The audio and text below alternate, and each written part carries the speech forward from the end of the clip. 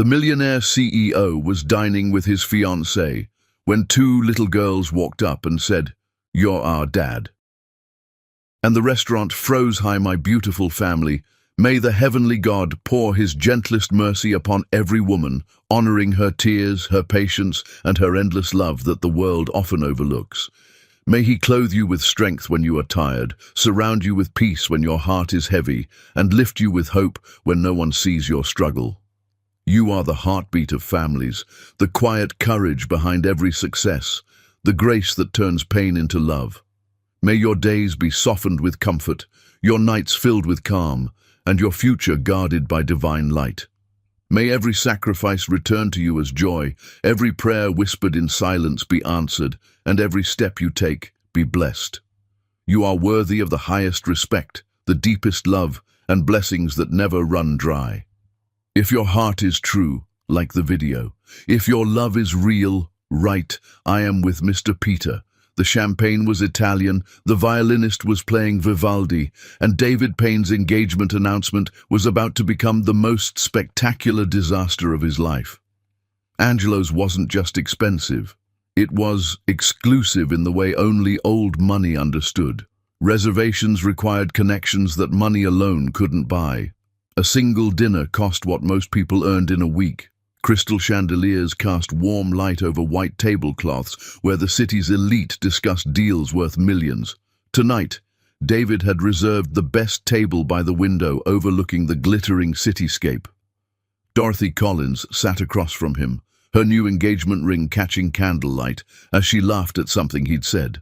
In exactly 2 hours, they would stand and announce their engagement to the room. The society pages were already preparing their coverage. Everything was absolutely perfect. Then two little girls appeared beside his table. They were maybe 6 years old, heartbreakingly beautiful in matching purple dresses, dark curls framing serious brown eyes that held an intensity beyond their years. They stood there holding hands, staring at David with a focus that made his champagne glass freeze halfway to his lips. The violinist continued playing, completely unaware that the world was about to tilt sideways. "You're our dad," they said, in perfect practiced unison. The restaurant didn't go silent immediately. It was gradual, like dominoes falling in slow motion. Conversations died table by table as people turned to watch this unexpected drama unfold. Phones began emerging from designer purses and suit pockets. Dorothy's radiant smile vanished so completely it might never have existed. David's throat closed entirely. His mind went completely blank except for one desperate thought. This cannot be happening. "Excuse me?" Dorothy's voice could have frozen champagne mid-pour. "What did you just say?" But the girls weren't looking at her. They were staring at David with eyes that somehow knew him intimately, though he'd never seen them before in his life. Except he had seen those eyes every single morning in his mirror, in every childhood photograph of himself. These were his eyes staring back at him from two small faces he didn't recognize. "Girls, come here." The voice was calm, powerful, achingly familiar in a way that made David's heart stop completely. Abana Jasmine walked toward the table, and David forgot how to breathe. She was more beautiful than he remembered, and he'd spent 7 years trying desperately to forget how beautiful she was. Time had refined her, transformed the brilliant graduate student he'd loved into a woman who commanded space without even trying. She wore a charcoal designer suit that probably cost more than his car, diamond studs in her ears catching the light, her natural hair styled in elegant locks that framed her face perfectly. She moved through the restaurant with the kind of confidence that made people instinctively step aside. Based on the murmurs rippling through Angelo's like waves, people recognized her. Important people. Powerful people. People who actually mattered in this city. "Hello, David." Her voice was perfectly steady, completely controlled, no emotion coloring it whatsoever. Professional, distant, absolutely devastating. "Dorothy." Dorothy stood so fast her chair scraped loudly against the expensive flooring. "Who the hell are you?" Abana smiled, but there was no warmth in it. Not cruel exactly, just factual. like she was stating something everyone should already know. I'm the woman David loved before you existed in his life. These are the daughters he abandoned when I told him I was pregnant 7 years ago. She placed her hands on the girl's shoulders with obvious love and fierce protection. Pearl, Talia, say hello to your father. Hello, they said politely, like they'd been taught by someone who valued proper manners. David's entire world tilted completely off its axis. Daughters. His daughters. 7 years ago, the pregnancy he'd run from like a coward, the future he'd been too terrified to face. They were real. They existed. They were standing right here in front of him. This is completely insane, Dorothy hissed, her face flushing an angry red. David, tell her this is some kind of terrible mistake. Tell her it's true. The words came out before David could stop them, before he could think, before he could do anything except tell the absolute truth that was staring him directly in the face. Abana, I didn't know you were in the city. I didn't know you'd kept them. I didn't know— What? That I kept my daughters. Abana's laugh was soft and sharp simultaneously. Of course you didn't know. You changed your number 2 days after I told you I was pregnant. You moved to another city within a week. You made absolutely certain I couldn't find you, couldn't contact you, couldn't tell you anything about these children you helped create. The restaurant was definitely watching now. Phones were absolutely coming out. David saw multiple camera flashes. Someone was probably live streaming this disaster. By tomorrow morning, this would be everywhere. His reputation, his engagement, his carefully constructed life was imploding in real time, and there was nothing he could do to stop it. Dorothy grabbed her expensive purse with shaking hands. I'm leaving, right now. David, don't you dare follow me. Don't you dare call me. Don't contact me ever again. We are completely done. Finished. Forever. She stormed out, heels clicking furiously against the floor. David barely noticed. He couldn't stop staring at Pearl and Talia, his daughters, complete strangers with his eyes, and Abana's beautiful smile, and an entire lifetime he'd missed. They were perfect. They were real. They existed in the world, and he'd had absolutely no idea. We don't need anything from you, Abana continued, her voice carrying just enough for nearby tables to hear every single devastating word. I just wanted my daughters to see your face once. They've been asking about you for months now, wanting to know what you look like, what kind of man their father is. I thought they deserved to know the truth. I thought they deserved to see the man who chose fear over family, who ran instead of staying, who proved that biology absolutely doesn't make you a parent. The words landed like physical blows. David felt every single one. Abana, please. His voice cracked completely. Can we talk somewhere private? Can I explain? I need to— Explain what exactly? That you were young? That you were scared? That you weren't ready? Abana's voice softened slightly, which somehow made everything so much worse. I know all of that, David. I knew it then. But I was young too. I was scared too. I wasn't ready either. And somehow I stayed anyway. Somehow I figured it out. Somehow I built a complete life for them while you built a life that pretended they didn't exist. She knelt down to the girls' level, her hands gentle on their shoulders. Say goodbye to David, babies. Goodbye, David, they said in that same perfect unison that broke something fundamental inside him. Wait, please just wait 1 minute. David stood so fast his chair fell backward with a crash that made half the restaurant jump. Please, just wait. Abana looked at him with eyes that had once loved him completely, unconditionally, with everything she had, eyes that now held nothing but calm indifference, which was somehow worse than hatred. I waited 7 years, David. I waited through pregnancy completely alone. I waited through labor completely alone. I waited through sleepless nights and first steps and first words and every single milestone. I'm done waiting for you to be ready to be a father. She took the girl's hands and walked toward the exit with perfect posture and absolute dignity. David's feet moved before his brain caught up. Abana, stop, please, just stop for 1 second. She paused at the door, turned slowly. For exactly 3 seconds, something flickered in her eyes. Pain, maybe. Memory, possibly. Something he couldn't quite name, but desperately wanted to understand. "Mummy, why is he crying?" Talia's voice was so small, so innocent. "Because he's sad, baby." "Did we make him sad?" "No, sweetheart. His own choices made him sad. Remember that always." They left, just walked out into the night like they'd never been there at all. David stood in the absolute center of Angelo's. Every single phone in the restaurant pointed directly at him. Dorothy gone forever, his engagement destroyed completely, and his past standing in the parking lot with 2 daughters he'd never known existed until 5 minutes ago. A man at the next table whistled low. "You know who that was, right? Abana Jasmine. She owns Jasmine Global Tech, worth $500 million at least. Built the whole company from absolutely nothing, more successful than you'll ever be, Payne, and you had her and threw her away. Absolutely incredible." David barely heard him. He was watching through the window as Abana buckled the girls into a black Tesla with practiced efficiency, her movements careful and loving. She glanced back once, saw him watching through the glass, held his gaze for exactly 2 seconds. Then she drove away, taillights disappearing into traffic. His phone started exploding with notifications, Dorothy's name flashing repeatedly, his publicist calling frantically, his mother, his business partner. The society blogs were already posting. He could feel it happening in real time. David Payne's secret family revealed at Angelo's.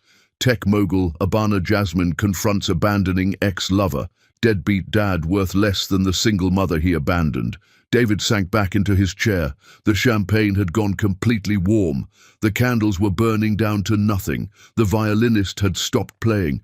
His perfect evening, his perfect life, his perfect future had become a nightmare that he absolutely deserved. No, not a nightmare. Nightmares weren't real. This was a reckoning, because somewhere in this city right now, his daughters were asking their mother questions about the man who'd cried when he saw them.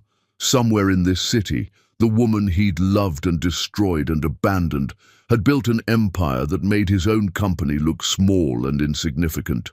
Somewhere in this city was a complete life, a complete family, a complete future that should have been his and wasn't because he'd been too much of a coward to stay. The waiter approached nervously. "Sir, shall I bring the check?" David nodded without speaking.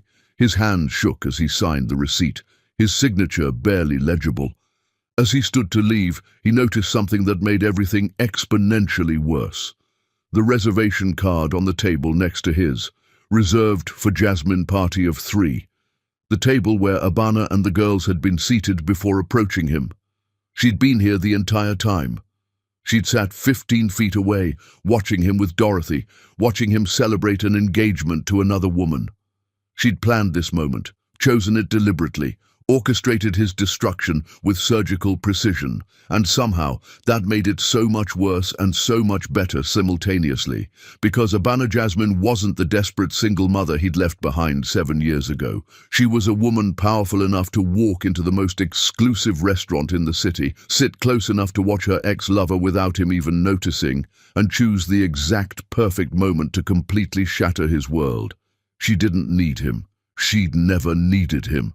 And that truth hit David harder than anything else that happened that terrible, perfect, devastating night. Chapter 2. What Love Used to Be. Dorothy's text came at midnight, short and absolutely brutal. "Don't contact me, don't explain, don't apologize, don't exist in my life. We're done, forever." David sat in his downtown penthouse, still wearing the suit from Angelo's with its perfect pocket square and cufflinks that cost more than Abana probably spent on groceries in a month 7 years ago. The view from his floor-to-ceiling windows showed the city sprawling below, a million lights representing a million lives that weren't currently imploding in spectacular fashion. His phone wouldn't stop buzzing. Notifications kept coming like physical punches. Hashtags were forming. Think pieces were being written in real time by people who'd never met him.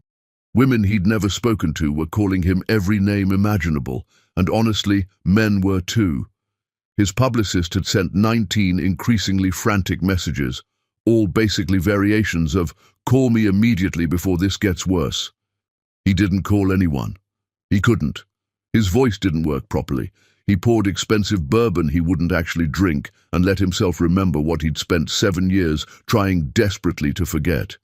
8 years ago, a technology conference in Chicago, back when he was 27 and ambitious but completely directionless, working for a startup that would fail spectacularly within 18 months. She'd been presenting on AI ethics and algorithmic bias, her passion making the entire auditorium lean forward in their seats. Abana Clark, her name tag had read. Graduate student working on her PhD. Future genius.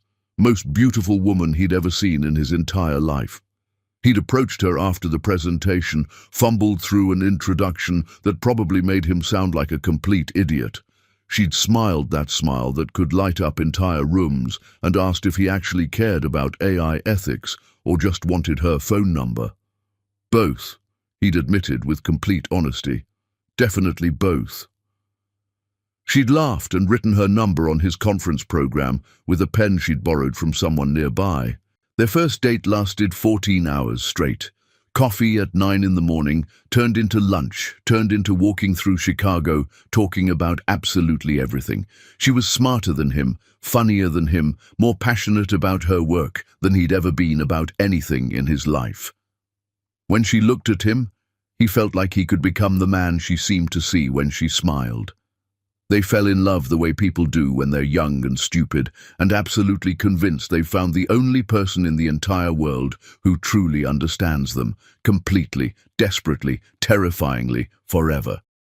Abana made him want to be better at everything. She challenged every lazy thought he had, supported every ambitious dream, loved him in a way that felt like finally coming home after being lost his entire life. For 2 incredible years, they built something beautiful together. She graduated with perfect grades, started working on her startup idea about ethical AI development. He moved to a better company, started actually climbing instead of just coasting. They talked about marriage constantly, about children they'd have someday, about buying a house with a big kitchen because Abana loved cooking and feeding people she cared about. Then she got pregnant, completely unplanned, totally unexpected. She'd sat him down in their tiny shared apartment with its second-hand furniture and plants she kept alive through sheer willpower, her hands shaking slightly, and told him the truth. She was pregnant, 8 weeks along. She was keeping the baby no matter what. He could choose to stay or choose to go, but she needed him to choose clearly and quickly. David had looked at her sitting there, at the woman he loved more than breathing, terrified and hopeful and strong all at once, and felt absolutely nothing except pure, overwhelming panic. His father had left when David was 5 years old. Just walked out one random Tuesday morning and never came back, never called, never sent money, never acknowledged David's existence again. David's mother had raised him completely alone, struggling with 2 jobs and constant exhaustion, and he'd watched her break slowly under the impossible weight of single parenthood. He'd promised himself at 10 years old that he would never put a woman through that, never become his father, never abandon his own children the way he'd been abandoned. So when Abana told him she was pregnant, all David could think was, "I'll fail. I'll hurt them worse than if I'd never been there at all. I'll leave eventually, because that's what men in my family do. Better to leave now, quick and clean, than destroy them slowly over years." "I can't do this," he'd said, the words feeling like they came from someone else's mouth. "I'm sorry. I just can't." Abana's face had crumbled like he'd physically struck her. "David, please. We can figure this out together. We can—" "I'm not ready. I'll never be ready. I'm so sorry." He'd left that night with 1 suitcase, changed his number the next morning, moved to another city by the end of the week. He'd run like the absolute coward he was, completely convinced he was sparing them from his inevitable failure as a father and partner, except he'd failed anyway, just faster, just more cruelly. David's phone rang, shattering the painful memory. His mother. He almost didn't answer, almost let it go to voicemail. But he answered. "David Michael Payne." Her voice was pure fury mixed with absolute heartbreak. "Tell me this is a vicious lie. Tell me you didn't abandon Abana when she was pregnant with your children." "Mom, that sweet, brilliant girl. I loved her like my own daughter. You brought her to Christmas dinner and she made my grandmother's sweet potato pie from memory after I mentioned it exactly once. And I thought, finally, my son found someone worthy of him, someone who could make him truly happy. And you left her pregnant?" I was scared. Dad left us and I was terrified I'd become him, and I thought, you were a coward. Your father was a coward who destroyed our family, and I raised you better than that, and you became him anyway. You became exactly what you swore your entire life you'd never be. The words hit like physical violence because they were completely, devastatingly true. "I know," David whispered. "Mom, I know. I'm so sorry." She was crying now, her voice breaking apart. "Those little girls, my grandbabies, my own granddaughters and I missed 7 entire years of their lives because my son was too weak to face his fear. Do you understand what you stole? From them, from me, from Abana, from yourself?" "I understand now." "No, you don't. You can't possibly understand until you've lived it." "Then help me understand, please, Mom." "There's nothing to understand, except this. You apologize to Abana. You apologize to those children. And then you spend every single day for the rest of your miserable life making it right. That's all you can do now. That's your only option." She hung up. The silence afterward felt absolutely enormous. David's hands shook as he set the phone down carefully. Making it right. How did someone make 7 years of complete absence right? How did someone fix that kind of fundamental damage? His email pinged loudly. His board chairman. "Emergency meeting tomorrow morning, 9 sharp. The Angelos incident has investors extremely concerned about your judgment and the company's reputation. Be prepared." Another email arrived immediately. "A major client pulling their multi-million-dollar contract. We can't be associated with this kind of PR nightmare. Consider our agreement terminated effective immediately." Another email. Another. They kept coming like punches. By the time the sun rose over the city in shades of pink and gold, David had lost 3 major contracts worth millions of dollars. His engagement, his mother's respect, and every single illusion that he could somehow outrun consequences forever. He pulled up Abana's company website with shaking hands. Jasmine Global Tech. The homepage showed her speaking at a major international conference, commanding the stage like she was born for it. The About page had her full biography, and reading it was absolutely staggering. PhD completed while pregnant with twins. Company founded when the girls were barely 2 years old. Now a recognized leader in ethical AI development with major government contracts and Fortune 500 clients. Awards, recognition, success that made his own accomplishments look small and hollow and meaningless. She'd done everything they'd dreamed of doing together. Without him, despite him. Better without him than she ever could have been with him. David closed his laptop and watched the sun rise over a city that felt completely foreign now. Somewhere out there right now, Abana was probably making breakfast for Pearl and Talia, reading to them, getting them ready for whatever 7-year-olds did on Sunday mornings after destroying their absent father's life, living a complete, beautiful life he'd never be part of. His phone buzzed with a news alert. Jasmine Global Tech wins major government contract worth $200 million, beating out Payne Technologies in final bidding. David actually laughed out loud, a broken, bitter sound that echoed in his empty penthouse. She wasn't even trying to destroy him. She was just better. At business, at life, at absolutely everything that actually mattered, and he'd had her complete love once, had held it in his hands like something precious and irreplaceable, and he'd thrown it away because he was too terrified to believe he actually deserved it. Unless. The thought was small and desperate and probably completely foolish, unless he could somehow, impossibly, find a way to earn it back. Not her love. He absolutely didn't deserve that, and probably never would. But maybe some small corner of their lives, maybe a chance to know his daughters, Maybe an opportunity to prove he wasn't the man who ran, wasn't his father, wasn't the coward the entire internet now knew him to be. It was probably a foolish hope, almost certainly impossible. But foolish hope was infinitely better than no hope at all. And David Payne had absolutely nothing left in his life except hope. Chapter 3. The Crumbling Empire. The emergency board meeting felt like walking himself to his own execution. 9 o'clock sharp, David sat at the head of the conference table he'd sat at hundreds of times before, and the room felt completely alien. 5 board members stared at him with expressions ranging from deep disappointment to obvious disgust. The chairman's face was absolute granite. Jennifer, the CFO who'd been David's ally and supporter for years, wouldn't even look at him directly.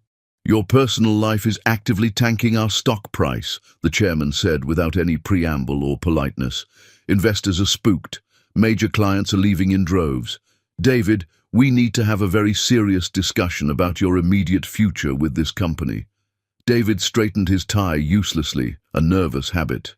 "I understand the optics are challenging right now, but I believe—" "The optics?" Jennifer finally looked at him, and her eyes were absolute ice. "David, you abandoned 2 children, 2 little girls. That's not optics. That's not a PR problem. That's your fundamental character as a human being. I was young when it happened. I made a terrible mistake that I deeply regret." "Abana Jasmine was young too," she cut him off sharply. "She built a company worth 10 times what ours is worth while raising twins completely alone. She got her PhD. She changed an entire industry. Meanwhile, you've been coasting on early success for years now, and frankly, we've all been too polite to say it out loud until this moment."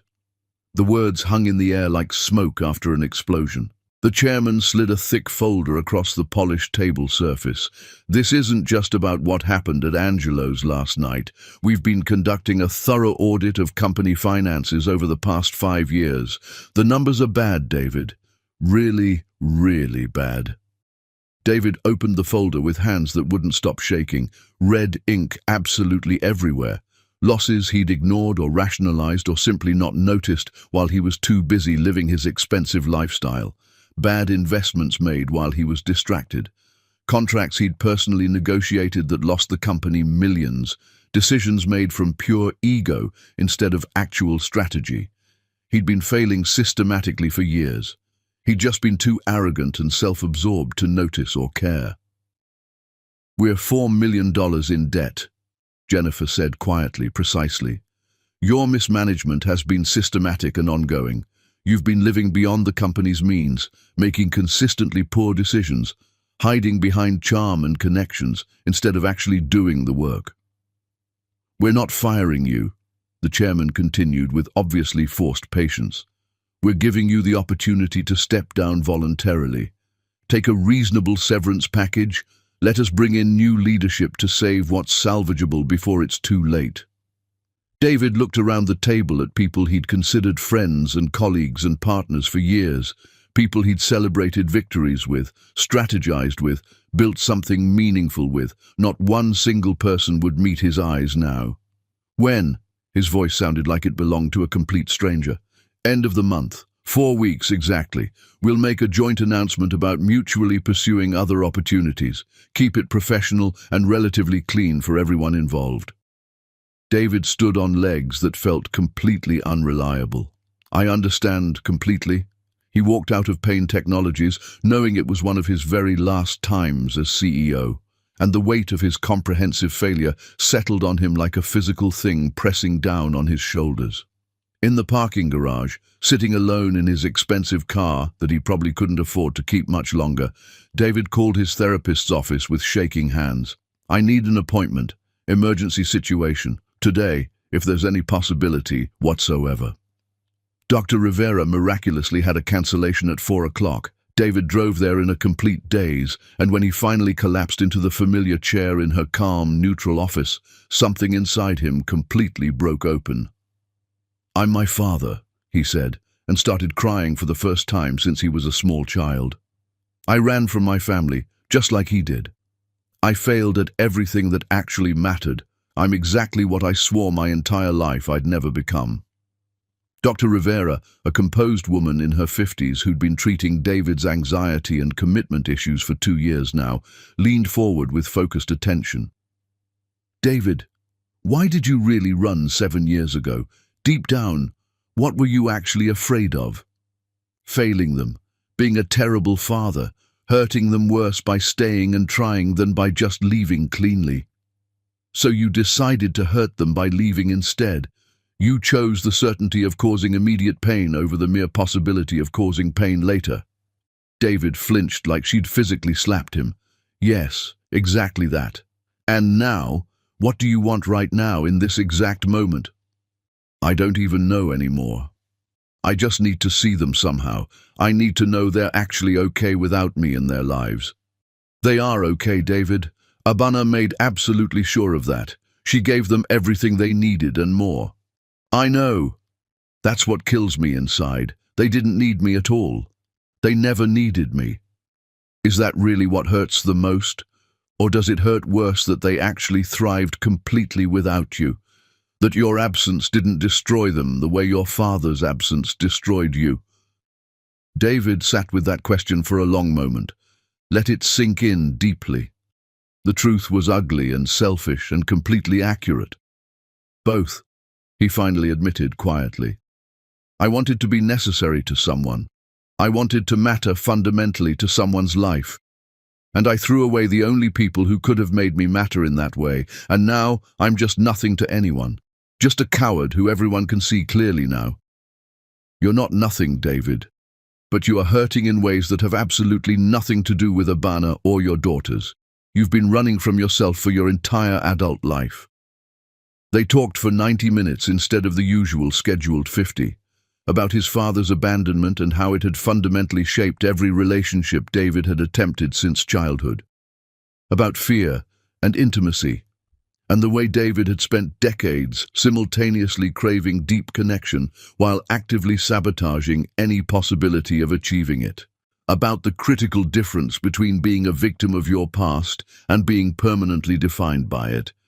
When David finally left Dr. Rivera's office, he didn't feel better exactly, but he felt clearer somehow, like thick fog had lifted just enough to actually see the real landscape of his destruction. He drove to Abana's corporate headquarters without consciously planning to. He just needed to see it with his own eyes, needed to understand what she'd built while he was building nothing but his own hollow ego.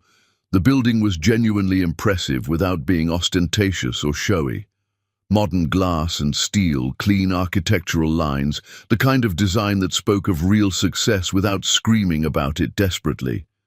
The lobby was visible from the street through massive floor-to-ceiling windows, sleek, professional, filled with employees who actually looked genuinely happy to be there.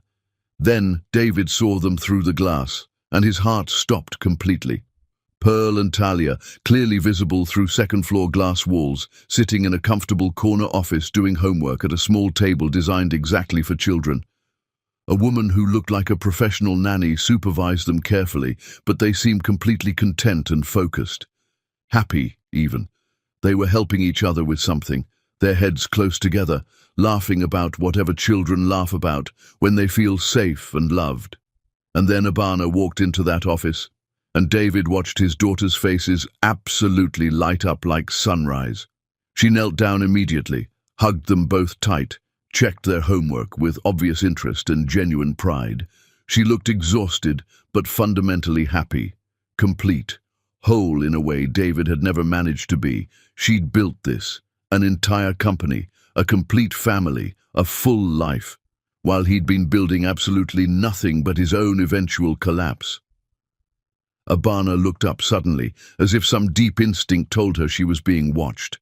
Their eyes met through 2 panes of thick glass and 50 feet of physical distance that might as well have been miles. For exactly 3 seconds, they just stared at each other across that impossible gap. David saw something flicker in her expression, recognition, memory, something else he couldn't quite identify. Then Abana turned away deliberately and said something to the girls. They gathered their things efficiently, practiced routine. David watched them leave the office together, Abana holding both their small hands. The three of them a complete unit that had never needed him and never would. He understood something absolutely fundamental in that moment.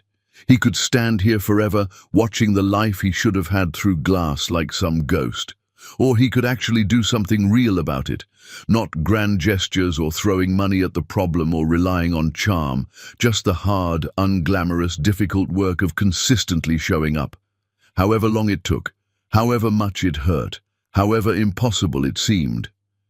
David pulled out his phone and found Abana's office number listed publicly on the company website. He didn't call, not yet. He wasn't remotely ready for that conversation, but he would be ready. He had to be, because the alternative was spending the rest of his life on the outside looking in at a family that should have been his, and David Payne was finally tired of running from the hard things. Chapter 4. The Balcony Conversation. The Children's Education Foundation Gala wasn't just another charity event. It was precisely where the city's elite gathered annually to feel good about themselves while writing conveniently tax-deductible checks. Tickets cost $5,000 each. The guest list read like an exclusive directory of concentrated power and old wealth. David hadn't planned on attending at all. He'd bought tickets months ago, back when he was still happily engaged to Dorothy, back when his life still made some kind of sense. But Abana's foundation was the primary sponsor this year. Her name appeared prominently on the elegant invitation in flowing script, so David went, knowing it was probably a terrible idea. He wore his absolute best suit and arrived completely alone, which immediately drew unwanted attention and whispered speculation. People knew about Angelos. Everyone knew. He could feel their eyes following him constantly, hear conversations pause awkwardly as he passed nearby. He found a strategic corner with a clear view of the entire room, and nursed a drink he had absolutely no intention of actually finishing while watching Abana command every single person's complete attention. She was absolutely magnetic tonight, wearing a stunning gold dress that caught every light source every time she moved. She glided effortlessly between wealthy donors and powerful politicians and influential business leaders with perfect ease and grace, making everyone laugh genuinely, listening with what appeared to be sincere interest, making each individual person feel like the most important one in the entire room. Pearl and Talia were with her constantly, poised and well-behaved in matching navy dresses, shaking hands politely when introduced to important adults, speaking when spoken to with obvious intelligence and careful preparation. David watched a major political donor kneel down respectfully to talk to the girls about their schools and interests. They responded in absolutely fluent French with perfect pronunciation. The donor looked absolutely delighted and charmed. He'd missed this completely, every single moment of this. Their first words in any language, their first steps, their first day of school, their first everything. Mr. Payne, a server appeared soundlessly beside him. Miss Jasmine asked me to inform you that if you're going to attend events her foundation is hosting, the very least you could do is actually donate something substantial. David took the tablet the server offered without speaking. The suggested donation amount was $10,000. He doubled it immediately to $20,000 and signed with hands that only shook slightly. The server nodded with carefully neutral professionalism and disappeared back into the elegant crowd. An hour passed slowly, then another. David stayed firmly in his corner. Abana never once looked in his direction, but he absolutely knew she knew exactly where he was standing. You didn't become that successful without developing excellent peripheral awareness. At 10 o'clock exactly, the formal program concluded officially. Guests began mingling more freely and casually. David slipped outside quietly to a balcony overlooking the glittering city, needing fresh air and space to think clearly. 5 minutes later, the door opened behind him. Abana stepped out deliberately, completely alone. She'd left the girls safely inside with someone obviously trustworthy. "You donated $20,000 to children's education," she said without any preamble. "That's genuinely new behavior for you." "I'm trying very hard to become a better person." Trying and actually being are two completely different things, David. She leaned against the railing beside him casually, not close enough to touch, but closer than he'd honestly expected. They stood in comfortable silence for a long moment, the city lights stretching endlessly below them like fallen stars. "What do you want?" Abana asked finally, her voice carefully controlled. "What do you really want from me?" "Forgiveness eventually, a genuine chance, an opportunity to know my daughters." She turned to look at him very directly, and the streetlights caught her face perfectly. "You want forgiveness for 7 complete years of total absence in 5 minutes at a charity gala? That's not remotely how any of this works, David. No, I want to know what I have to do to actually earn it, over however long it takes, months, years, whatever you genuinely need from me." Abana studied him with an intensity that made him want desperately to look away. He didn't. He held her gaze steadily and let her see whatever she needed to see. "You can't charm your way back into our lives with words," she said quietly but firmly. "You can't buy your way back with generous donations to my causes. Those girls in there don't need a father who shows up exclusively for the Instagram-worthy moments and the impressive public events. They need absolute consistency. They need reliable presence. They don't need grand gestures that mean nothing. They just need someone who shows up every single time, no matter what. No excuses ever. Tell me exactly how to do that, please." "Why should I tell you anything? You had your perfect chance to be a father 7 years ago, and you deliberately chose not to take it. You chose yourself over them before they were even born." "I know that, and I will genuinely regret that choice until the day I die, but they're still my daughters biologically, and I'm asking you, begging you if absolutely necessary, for just one chance to actually know them." Abana's jaw tightened visibly. She looked away, out at the endless city. "Do you have any real idea what you're actually asking? Those girls have a complete life already. A solid routine, real stability, good friends, a school they love, activities, a whole functional world that works perfectly without you in it. You don't get to waltz in 7 years late and disrupt all of that just because you finally decided you're ready to try." "I'm not trying to disrupt anything at all. I'm trying to be part of it. However you allow, whatever boundaries you set." "And what happens when it inevitably gets hard? When the novelty wears off completely and you realize that actual parenting isn't fun adventures and cute photos? When you realize it's exhausting and boring and completely thankless most of the time? Then I'll still show up anyway, because that's what real parents do." Abana laughed, but there was absolutely no humor in it. "You have no idea what real parents actually do. You've never changed a single diaper. Never stayed up all night with a sick child running a high fever and crying. Never missed important work because of a school play. Never sacrificed a single thing you actually wanted for them. Not even once." "You're completely right. I haven't done any of that, but I desperately want to learn now." "It's not about wanting, David. It never was. It's about genuine commitment. It's about showing up even when you absolutely don't want to, even when it's incredibly hard, even when there's no reward. Then let me prove I can actually commit. Give me conditions. Give me strict rules. Give me whatever structure you need to feel safe letting me near them. I'll meet every single requirement." Abana turned to face him fully, and in her eyes he saw 7 complete years of raising children alone, of making every decision alone, of being simultaneously mother and father. "You want conditions? Fine.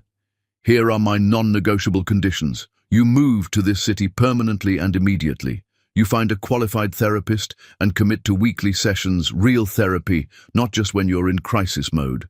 You build a relationship with Pearl and Talia slowly and carefully, supervised every second, completely on my terms. You don't miss a single scheduled visit, not even one. You don't make promises you can't absolutely keep. And if you cancel even once, if you let them down even one single time, you're done forever. Those are my completely non-negotiable conditions." David's heart was racing so fast he could hear it pounding. "I accept all of it." "Just like that? You're willing to uproot your entire life?" "I don't have a life worth keeping anymore. Payne Technologies is forcing me out at the end of this month. Dorothy is gone forever and never coming back. My mother won't speak to me. I have absolutely nothing except the chance you're giving me right now." "So yes, just like that." Abana's expression softened almost imperceptibly. This isn't charity, David. I need you to understand that clearly. I'm not doing this for you. I'm not doing this because I forgive you, or because I think you deserve it. I'm doing this because someday Pearl and Talia are going to ask me directly if I gave their father a genuine chance. And when they ask, I want to be able to look them straight in the eyes and say yes, honestly. But if you hurt them, if you let them down even once, I won't. You already did hurt them. You hurt them before they were even born. You don't get to promise you won't do it again. You just have to prove it through consistent action, day after day after day. David nodded, understanding completely. How long will it take? Before you believe I've earned it? As long as it takes. Months, years, maybe forever. However long before I actually believe you've become the kind of person who deserves to be called their father. I'll wait. However long it takes. Abana searched his face intently for something. Truth, maybe. Sincerity. Evidence of the man she'd loved instead of the coward who'd run. Why now, David? Why not 7 years ago when I actually needed you desperately? Why not 6 years ago when they were born? Why not 5 years ago, or 4 or 3? Why right now? Because I'm a coward who needed to lose absolutely everything before I understood what I'd actually lost. I'm sorry it took this long. I'm sorry it took public humiliation. I'm sorry I couldn't be brave 7 years ago. The honesty seemed to surprise her genuinely. Her eyes widened slightly. At least you're finally being honest about what you are, she said quietly. The balcony door opened. A woman poked her head out. Ms. Jasmine, the girls are getting tired. They're asking for you. Abana nodded. I'll be right there. 2 minutes. The woman disappeared. Abana turned back to David. I'll have my lawyer contact you next week about formal visitation, supervised sessions, 1 hour, twice weekly, in my home. I will be present for every single second of every single visit. Thank you, truly. Don't thank me. Thank me by showing up. Thank me by being consistent. Thank me by proving you're actually capable of being what they need. She walked toward the door, then paused with her hand on the handle. David? Yes? Those girls in there deserve so much better than what you've given them so far. Be better. Be the father they deserve, not the one you've been. I will be. I promise. Don't promise. Just do it. She went inside, leaving David alone on the balcony with the crushing weight of his second chance pressing down on him like physical pressure. He pulled out his phone and created a new note, typed carefully. Find apartment in city immediately. Find qualified therapist. Start therapy. Show up for every visit. Don't fuck this up. Then he added one more crucial line. Prove you're worth a second chance, every single day. Because Abana was absolutely right. Wanting wasn't enough. Promising wasn't enough. Only consistent action mattered now. And David Payne was finally ready to act instead of run. Chapter 5. Through their eyes, Pearl and Talia Jasmine sat cross-legged in their shared bedroom with its carefully divided space that reflected their different personalities perfectly. Pearl's side was meticulously organized, everything in its designated place, books arranged by subject and then alphabetically by author. Talia's side was creative chaos incarnate, art supplies scattered across every available surface, half-finished drawings pinned to walls creating a colorful collage, colors absolutely everywhere. They were supposed to be sleeping. It was past bedtime. Instead, they were whispering about him. Do you think he'll actually come back? Talia whispered into the comfortable darkness. Pearl, always the more analytical twin, considered this carefully before responding. Mama said he wants to, but she also says wanting to do something and actually doing it are completely different things. But he's our dad, our real biological dad. Biology doesn't automatically make someone a dad. Mama says that all the time. She says being a real parent is about action, not DNA. Talia hugged her beloved stuffed elephant tighter. I saw him cry at the restaurant. He was really crying. So what? Crying doesn't fix anything. Talia turned over to face her sister in the dim light from their nightlight. Maybe it means he's actually sorry, though. Pearl was quiet for a long moment. You're too nice, Talia. You always think the best of people. He left Mama when she told him she was pregnant with us. He didn't even try to stay. He just ran. But Mama also says people can change if they actually work at it. Mama also says that people show you exactly who they are the first time. We should believe them when they do. He showed us he's someone who runs when things get scary. They fell into thoughtful silence. Somewhere else in the house, their mother was still awake, probably working late again. Always working, always providing, always there for them even when she was exhausted beyond measure. What if we want to meet him? Talia asked into the quiet. What if we actually want to know him? Pearl didn't answer immediately. Then carefully, I don't know. Maybe we ask Mama about it when she's ready to talk about it. 3 weeks later, the first letter arrived. Abana read it first, standing in their sunny yellow kitchen while the girls ate breakfast before school. Her hands shook slightly as she unfolded the pages. What is it, Mama? Pearl asked with her usual sharp perception. A letter from David, written specifically to you two. Both girls froze completely. Talia's spoon stopped halfway to her mouth. What does it say? Talia asked quietly. Abana scanned it quickly, carefully checking for manipulation or guilt-tripping or any of the things she was afraid might be there. She found none of those things, just honest introduction. She handed it to Pearl. Read it if you want to. You absolutely don't have to. Pearl took it like it might explode. Talia scooted her chair closer, and they read together, their heads touching. Dear Pearl and Talia, my name is David Payne, and I'm your biological father. I know that probably doesn't mean very much to you because I haven't been present in your lives. That's entirely my fault, not yours. I want to tell you some things about myself, not to make excuses for my absence, but because you deserve to know where you come from and who your family is. The letter continued for 2 full pages.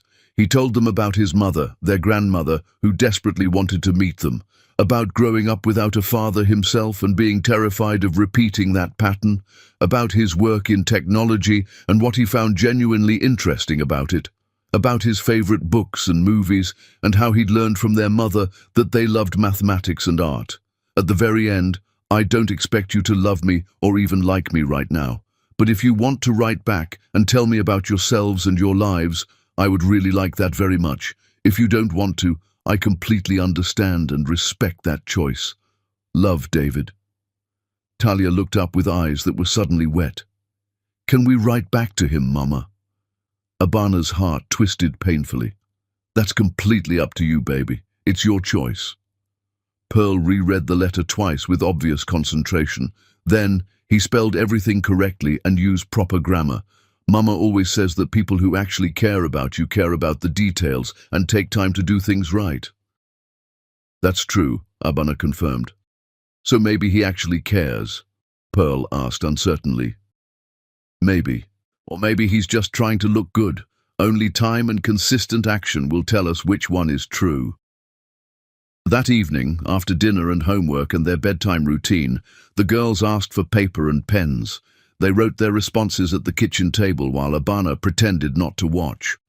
Pearl's letter was precise and logical, asking carefully considered questions. What's your favorite mathematical equation and why? Why did you choose to work in technology specifically? What is your earliest childhood memory? Do you have any hobbies? Talia's letter was emotional and artistic, decorated with small drawings in the margins. Do you like to draw? What's your favorite color? Are you sad that you missed watching us grow up? I think I would be really sad if I were you. What's your favorite food? Do you like animals? Abana mailed them the next day, her hands trembling as she dropped the envelope in the mailbox. David's response came within 1 week. Thoughtful, detailed answers to every single question. More questions for them. No pressure, no guilt, no demands. A routine developed slowly, letters every 2 weeks. David sent Pearl challenging logic puzzles that made her think. She solved them and created even harder ones to send back, testing him. He sent Talia professional quality art pencils and asked her to teach him techniques. She sent him drawings with detailed written instructions. Abana read every letter first, checking for anything inappropriate. She found nothing but genuine effort to connect. Then came the incident at Talia's school that changed everything. A false alarm. Some student thought pulling the fire alarm was funny, but in the chaos of hundreds of children evacuating simultaneously with sirens blaring and teachers shouting instructions, Talia got separated from her class. 6 years old, surrounded by screaming chaos, she completely panicked. David had been in a meeting just 3 blocks away.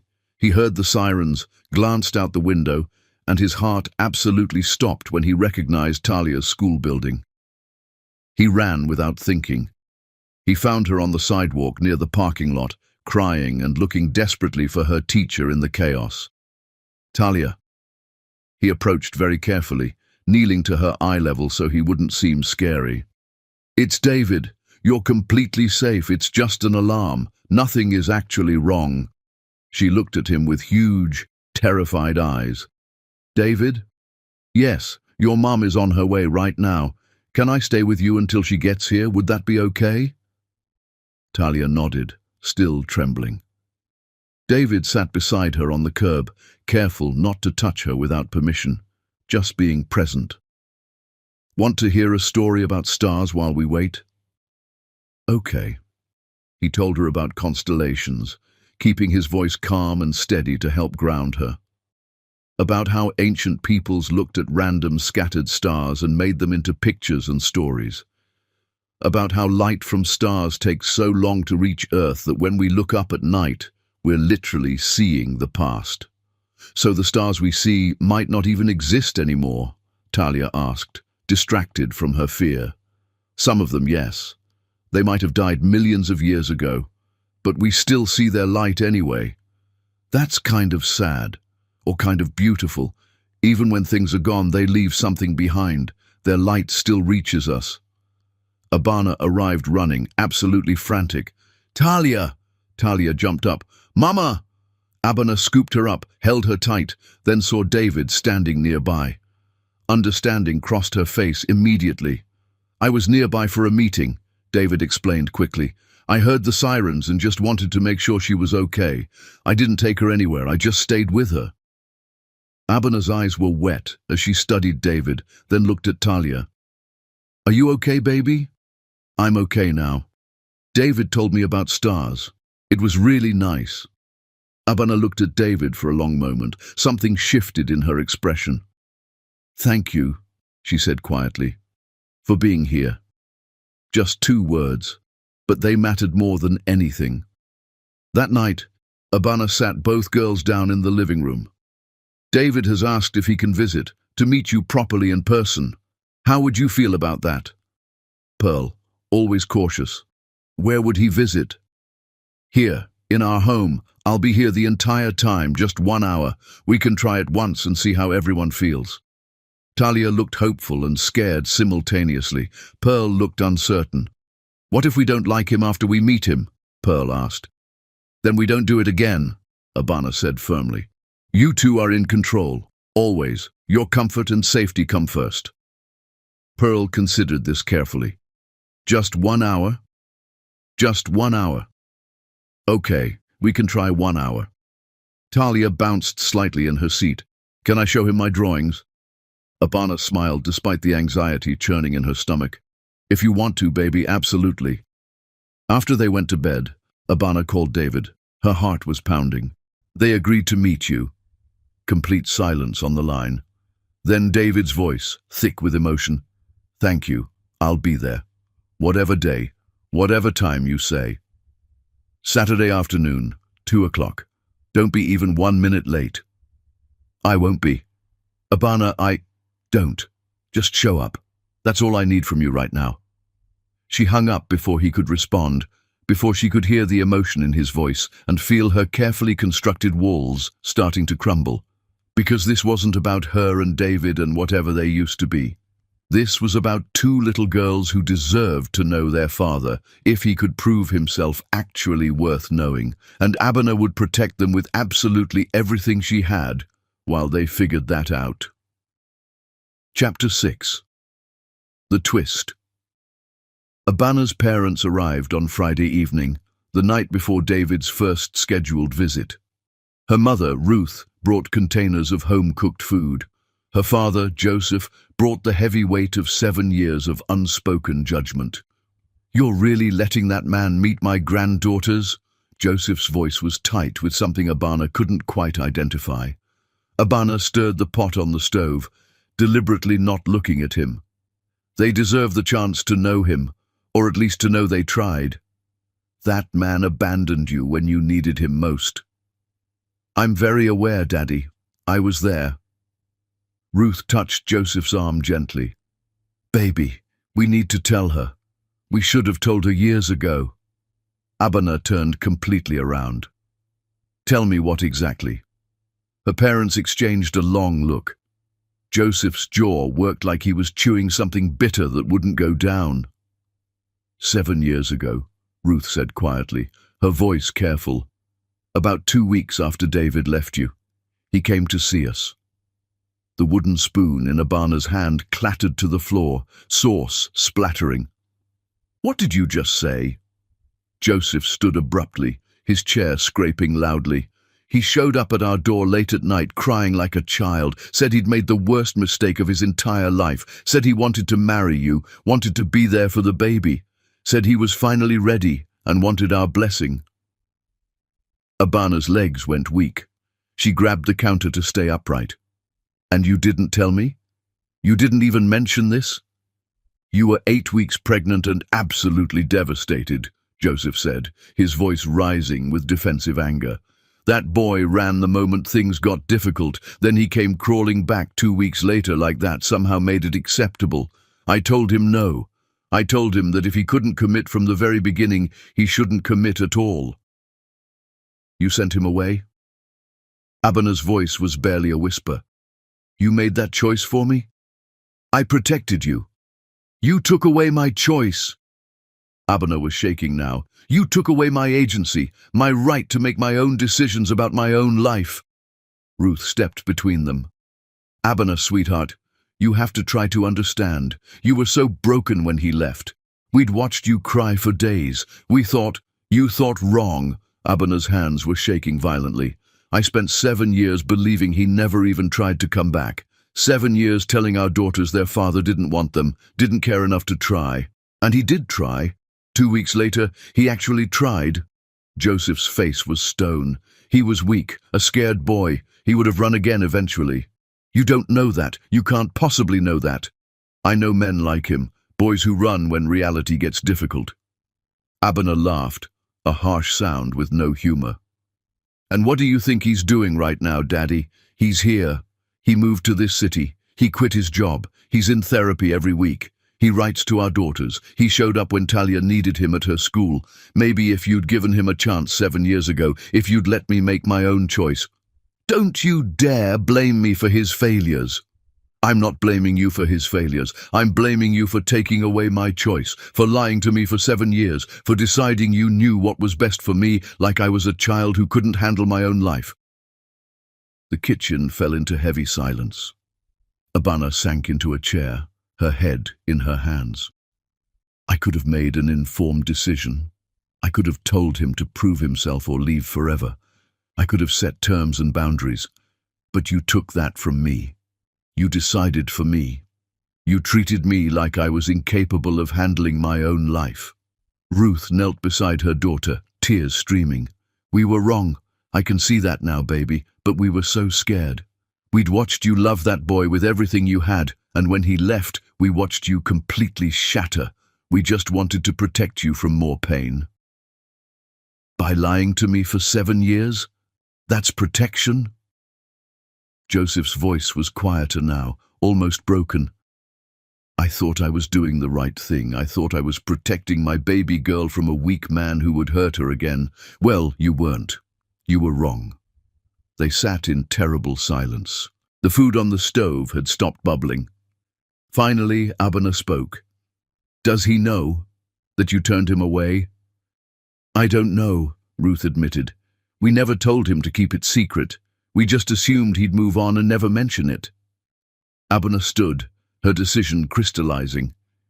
He's meeting the girls tomorrow, and after that meeting I'm asking him what happened 7 years ago. I deserve the complete truth, even if it's 7 years too late.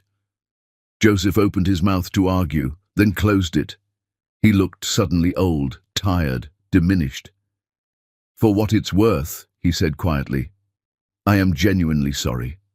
I thought I was protecting my baby girl from more heartbreak. I never wanted to hurt you." Abana's eyes filled despite herself.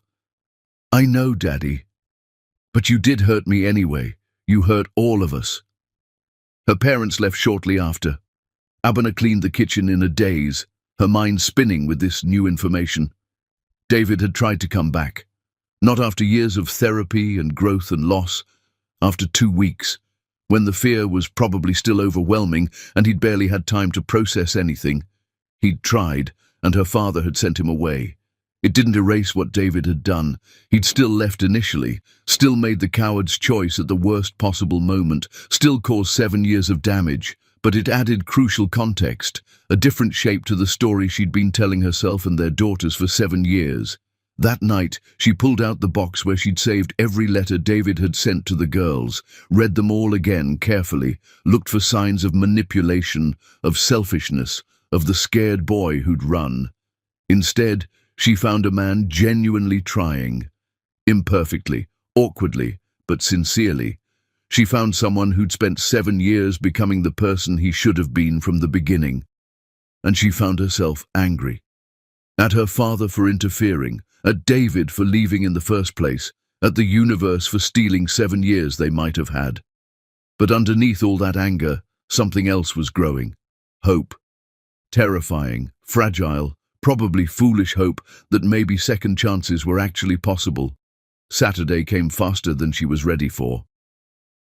At exactly 2 o'clock, the doorbell rang. Abana opened it with her heart pounding. David stood there in simple jeans and a plain shirt, holding nothing. No gifts to buy affection, no bribes, just himself. "Thank you for allowing this," he said quietly. Abana stepped aside. "The girls are nervous. I'm nervous. You're probably nervous. Let's just see what happens." David nodded and came inside. Pearl and Talia sat on the couch in matching positions, identical serious expressions. They dressed carefully for this, matching blue dresses, hair braided with obvious care. David sat in the chair Abana pointed to. She stood nearby, watching every micro-expression. "Hi," David said, his voice shaking slightly. "I'm David.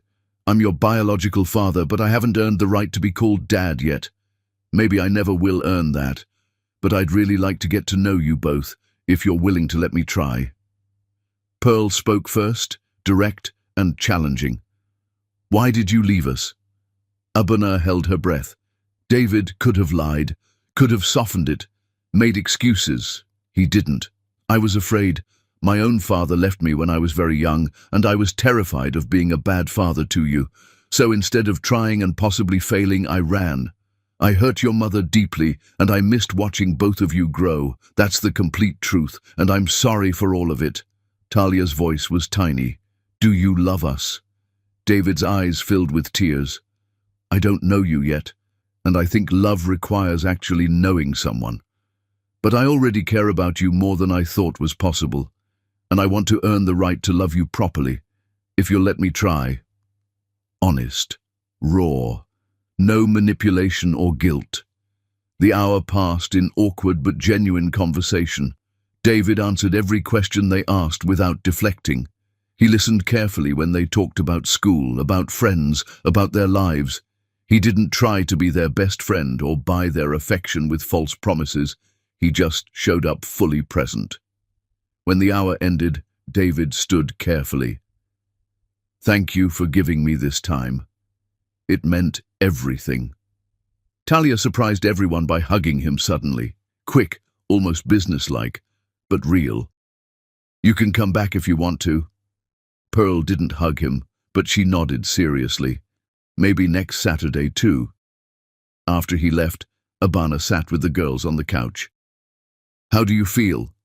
Pearl shrugged with studied casualness. "He seems really sad." He is sad, Abana confirmed. Did we make him sad?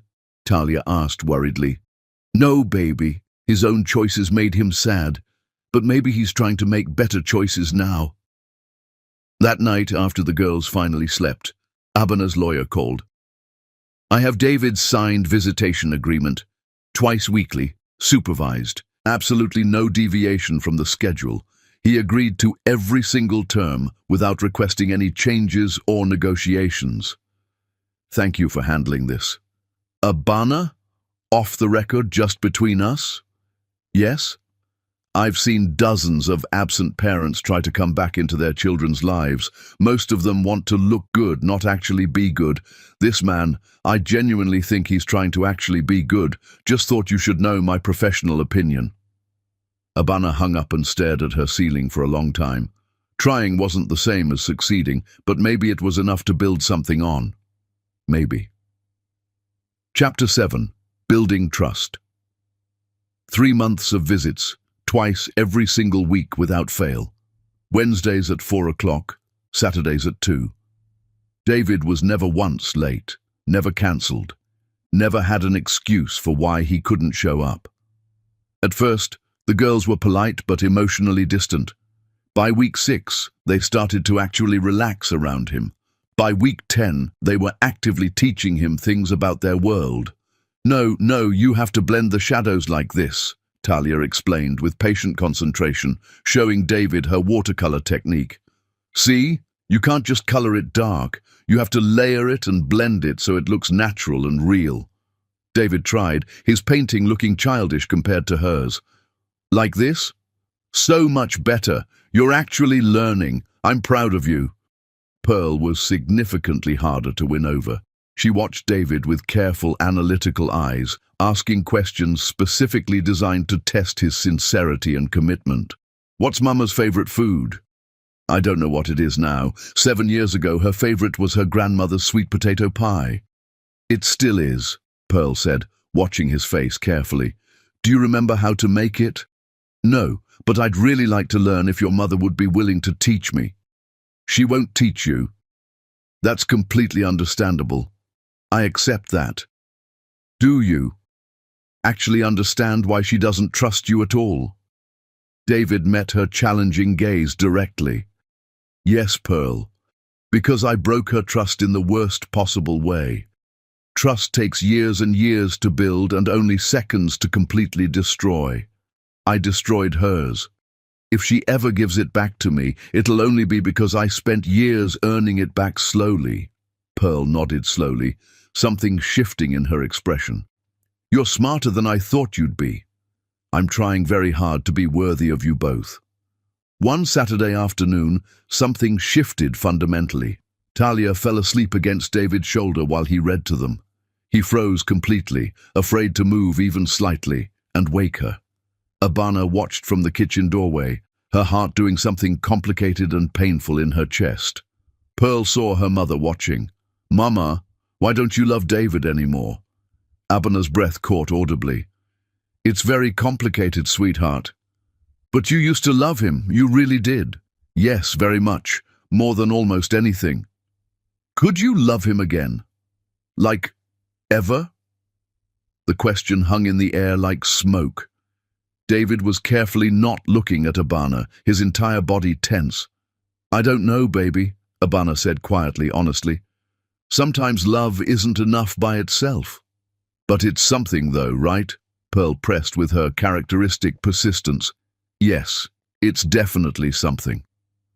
After that particular visit, David lingered uncertainly at the door. I'm sorry Pearl put you on the spot like that, he said quietly. She's 6. She doesn't understand complicated adult emotions yet. Do you? Understand what you want from this, I mean? Abana looked at him carefully. Really looked. 3 months of consistent showing up had changed something in him, or maybe revealed who he'd actually been underneath all the fear.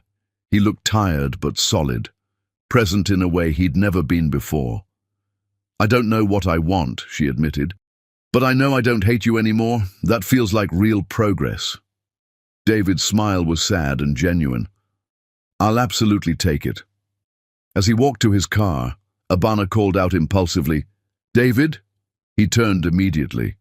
You're doing well, with them, with all of this. Keep doing exactly what you're doing. It was the first actual compliment she'd given him. David felt it like physical warmth spreading through his chest. I will. I promise I will. Month 4 brought new challenges and opportunities. Pearl had a mathematics competition at her school. David asked very carefully if he could attend. You can watch from the back row, Abana said. Don't approach her before or after. Don't disrupt her focus in any way. Just watch quietly. David came, sat in the very last row. Pearl didn't know he was there until after the competition ended, when she happened to see him leaving quietly. You came to watch? She said, surprise clear in her voice. Of course I came. You're absolutely brilliant at mathematics. I wanted to see you compete. Did I do well? You were genuinely amazing. I was incredibly impressed.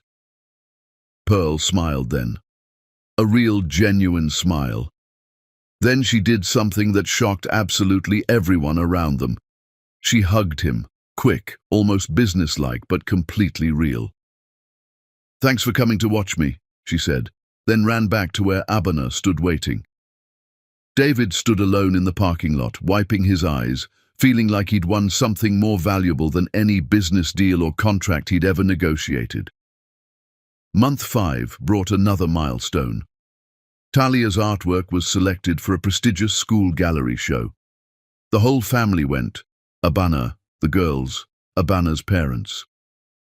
David showed up separately, keeping his distance respectfully. Joseph saw him standing alone, approached deliberately. You're still here, Joseph said. Yes, sir. I didn't think you would be. David looked at the man who'd sent him away 7 years ago.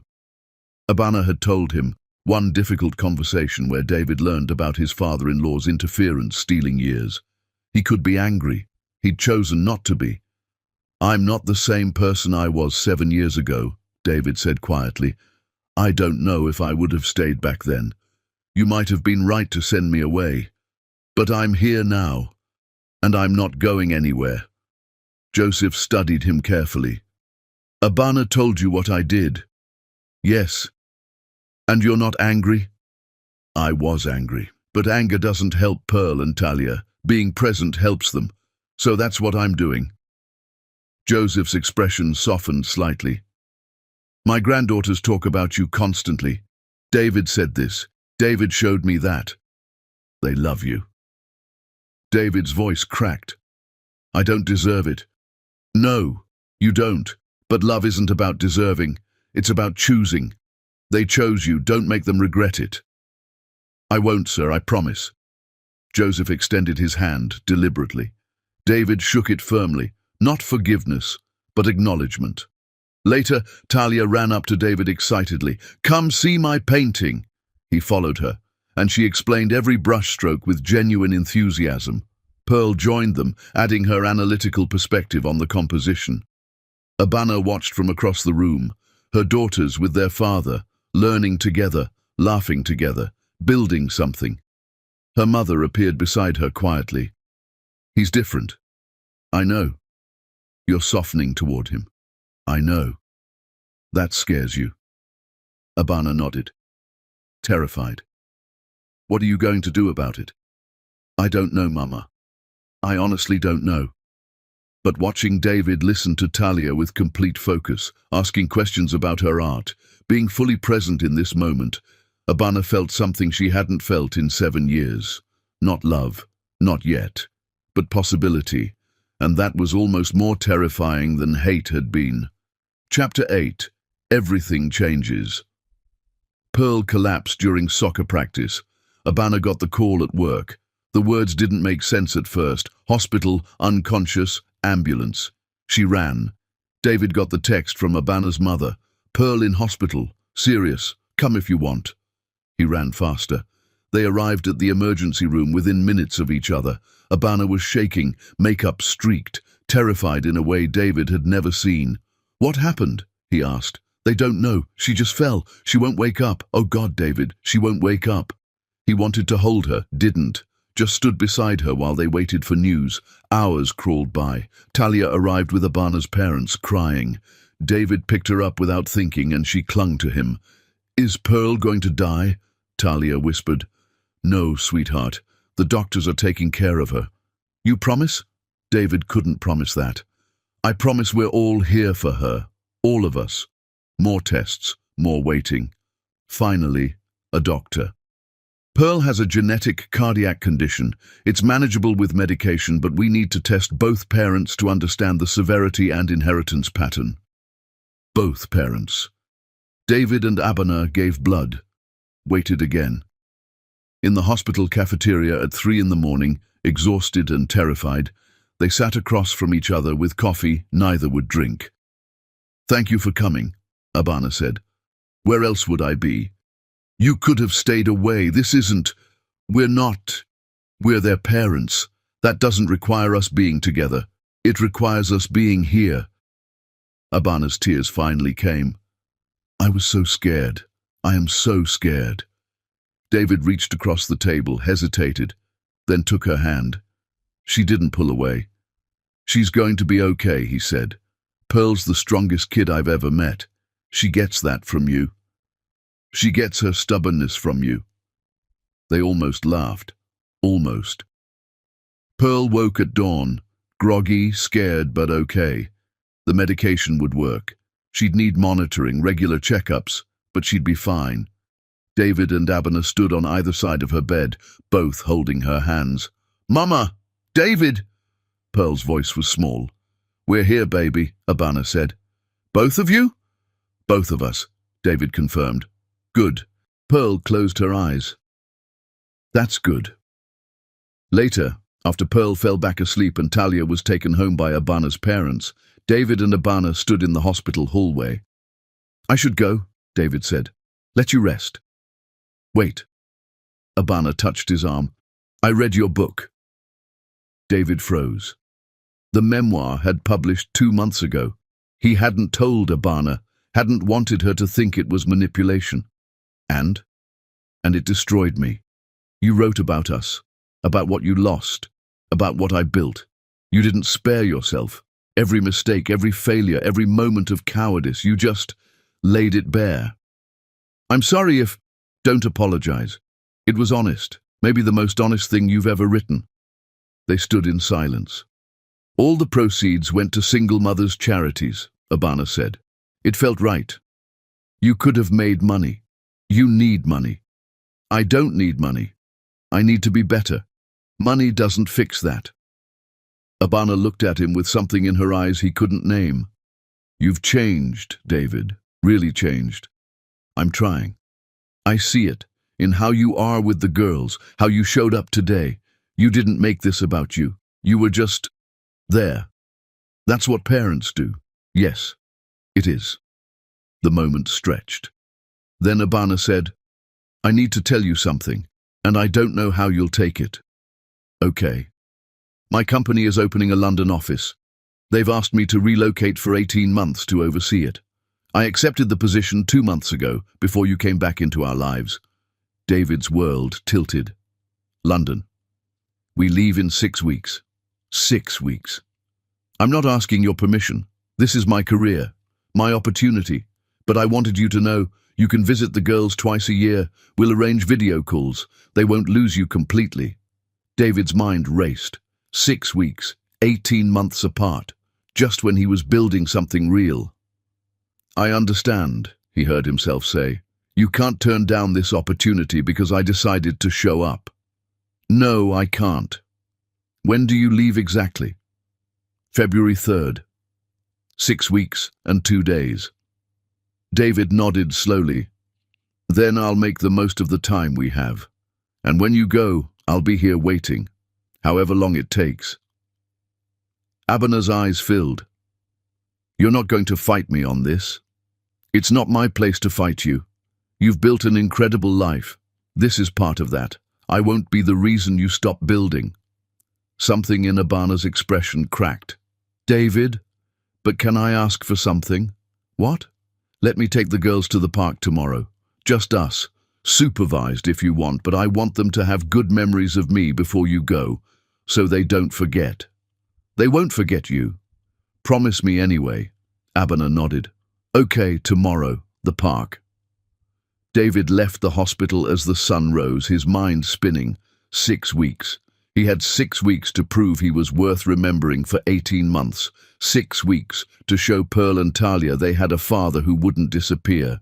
6 weeks to somehow, impossibly, find a way to keep the family he'd just found. And David Payne, for the first time in his life, had absolutely no idea how to make that happen. Chapter 9. The Impossible Choice. David didn't sleep. He researched London, tech jobs, visa requirements. By noon, he'd found 3 companies hiring in his field. By evening, he'd sent applications to all 3. By the end of the week, he had 2 offers. He chose the lower-paying one. It was stable, ethical work at a non-profit tech foundation.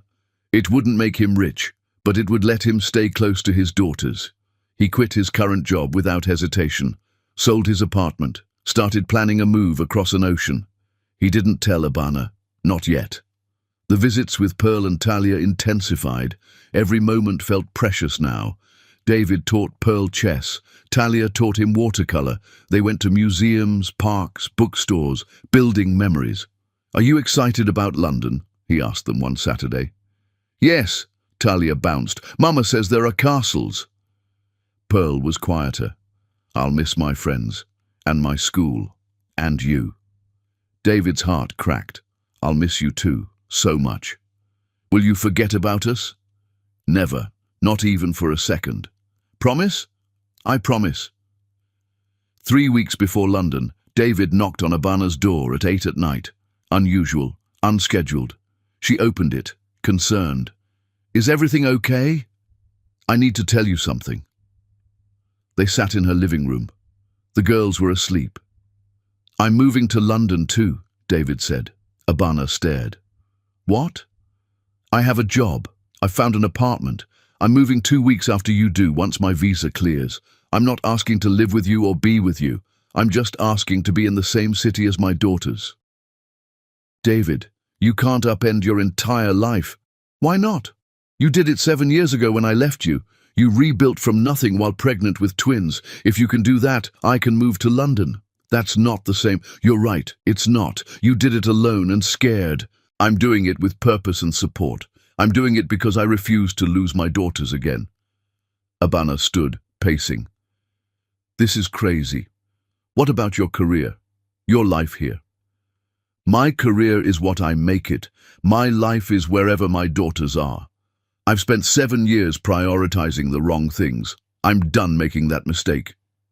"David, I'm not asking your permission, Abana. I'm informing you as a courtesy. I'll respect your boundaries. I'll follow your rules. But I'm going to be there.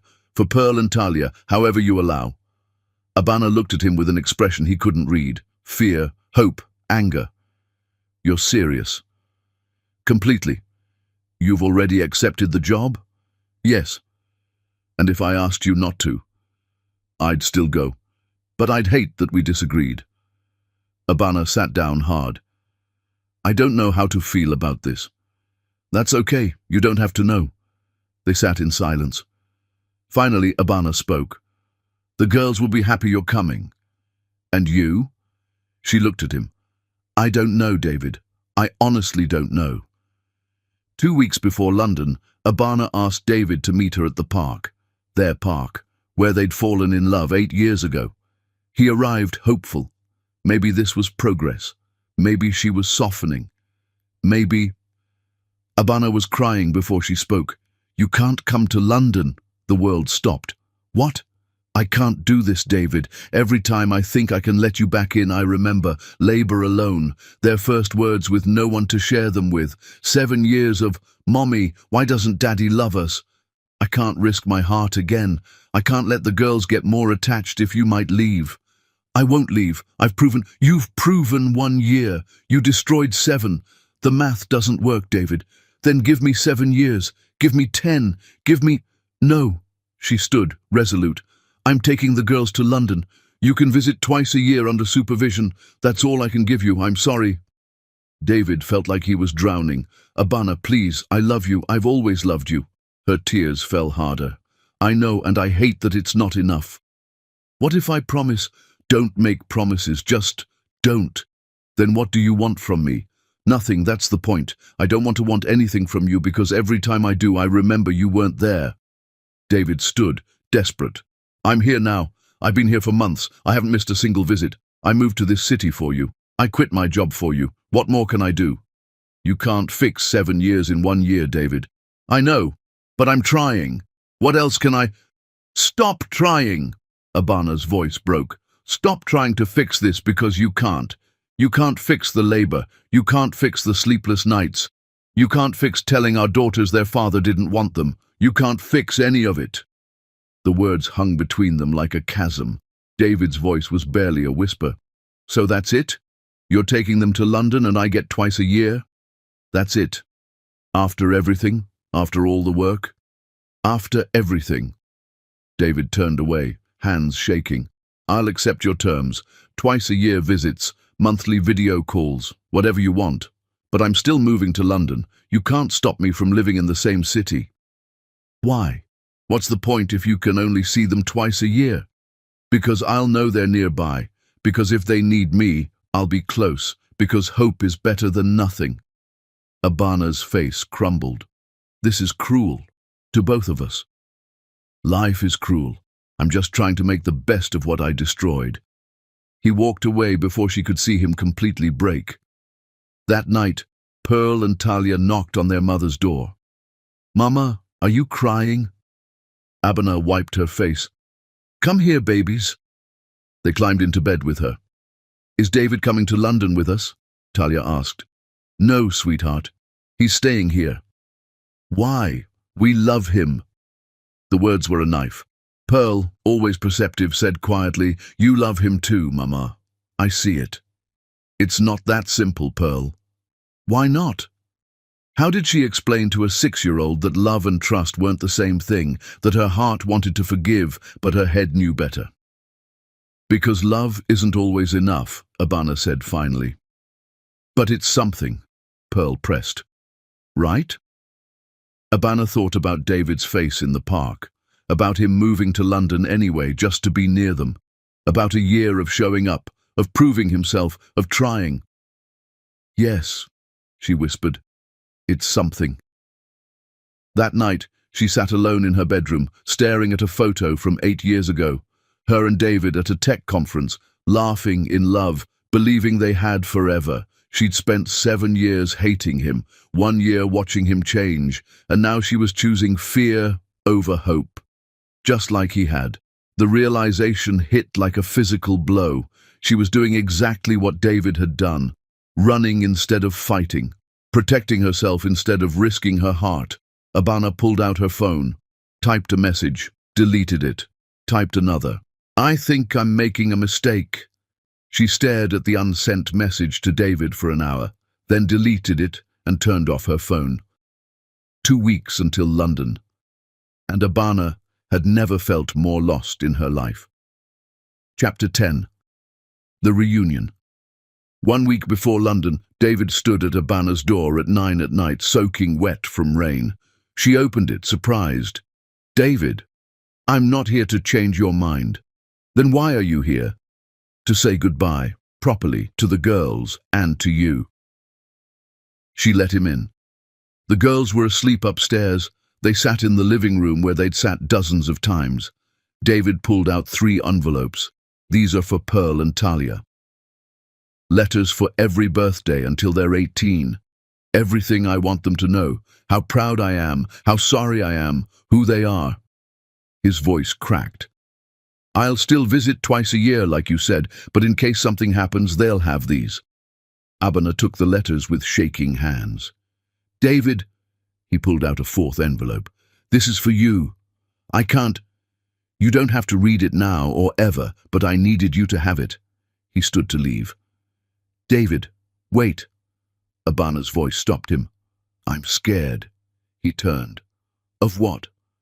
That I'm making the same mistake you did. Running instead of fighting. Silence filled the room. Abana continued, voice breaking, "You told me love is a choice, every day, even when it's hard, especially when it's hard. And I've been choosing fear, just like you did 7 years ago. Abana, I've been protecting myself instead of risking my heart, building walls instead of bridges, and I'm terrified that I'm destroying something real because I'm too scared to try." David's breath caught. "You have every right to protect yourself, after what I did. But is that who I want to be? The woman who builds walls, or the woman who fights for what she loves?" Her hands trembled as she opened the 4th envelope. Read it. It wasn't a love letter. It was a legal document. David had put everything, his remaining savings, his investments, every asset, into a trust for Pearl and Talia. Abana was the executor. He'd signed away everything. At the bottom, a handwritten note. "This is proof I'm not here for your money. I'm not here for anything except you and our daughters. Everything I have is theirs. I just want to be part of their lives. That's all I've ever wanted." Abana looked up, tears streaming. "You gave them everything. They're my everything. You're my everything." She stood, walked to him, looked in his eyes. "If I do this, if I let you in, you need to understand what you're promising. Stability for our daughters. Partnership with me. Staying when I'm difficult, when life is boring, when it's not romantic." "I know." "You're really moving to London?" "I already have the job, the apartment. I was going regardless of what you decided." Abana cupped his face, 7 years of walls finally shattering. "What if I want more than that?" David's voice broke. "What are you saying?" "I'm saying I'm terrified. I'm saying you destroyed me. I'm saying I built myself back up and I don't need you." "I know, but I want you. God help me, I still want you." They kissed, desperate, 7 years pouring out, healing and breaking. Abana pulled back. "This doesn't fix everything." "I know. You have years of proving yourself." "I know. And if you ever make me regret this—" David kissed her again, pulled back. "I won't. I swear on everything I am." She took his hand, led him upstairs. They moved carefully. This wasn't just physical. It was restoration. Every touch an apology. Every kiss a promise. Afterward, lying together, Abana traced patterns on his chest. "We're not telling the girls yet. We take this slow. Whatever you need. And therapy, couples therapy, starting next week. Already researched therapists in London." She laughed. "You're serious about this?" David turned to face her. "Abana, I lost you once. I spent 7 years in hell. I'm never losing you again. Those are big words. Watch me back them up." 3 months later, London. Pearl and Talia's 7th birthday, small party in their London flat. David was there, living 15 minutes away, seeing them 4 times weekly, slowly becoming dad. The girls didn't know about the relationship yet, but they knew their parents smiled at each other now. Later, David knelt to their level. "Want to know a secret?" Both girls leaned in. "I'm the luckiest man alive, because I get to be your father, and because your mother gave me a second chance I didn't deserve." Talia hugged him. "We're glad you came back." Pearl said, "We love you, David." His eyes glistened. "I love you both too." After girls went to bed, David and Abana stood on the balcony overlooking London. "No regrets?" David asked. Abana leaned into him. "Thousands, but none about this. I'm going to spend the rest of my life making sure you never regret this." "That's a long time." "Not long enough." They kissed as the city sparkled below, 2 broken people who found their way back. Not because it was easy, because they chose it. Every day, even when it was hard. Especially when it was hard. The end.